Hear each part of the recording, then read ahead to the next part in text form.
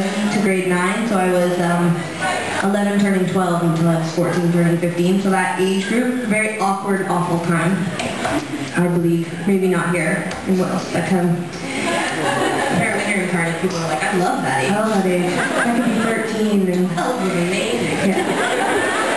For me, it was awful. I've told a million stories about why, but the first one being that like the first day of grade 7, the girl in front of me turned around and they were playing UB40, Red Red Wine on the PA, and she turned around and she was like, I totally lost my virginity to this song.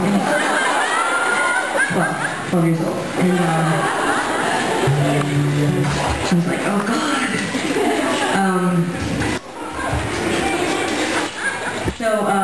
Yeah. Someone sing it, thank you. Yes. But other things that were really hard about that age was that was like sort of when the pressure really started to come in for like not just to hold hands with your boyfriend, but you had to like do other things, and I just was like, I don't want to.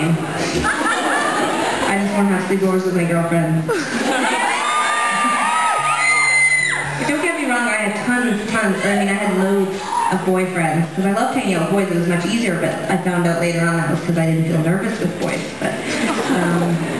But I remember in grade 7, Sarah and I both, we had boyfriends, and Sarah's boyfriend was named Jimmy, and my boyfriend was named Corey, and they were best friends. And Corey was like a chatterbox redhead, and Sarah's boyfriend was like completely the opposite, very dark, not like very quiet, didn't have anything to say. And Sarah basically just did not like him, and she basically just started ignoring him. Poor Jimmy, but he would still call the house, and I'm like the total, like I'm the chicken shit, so I couldn't let Jimmy down. So really it became my responsibility to date Jimmy and Corey. Jimmy would call up and be like, is that her? And I'd be like, no, what are you doing, Jimmy? And then he would play Nintendo on the phone, and he'd be like, oh wait.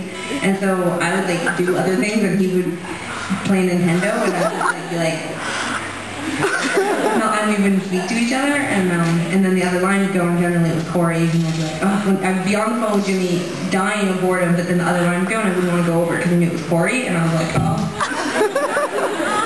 Anyway, that's not what this song's about, but in a weird way it is.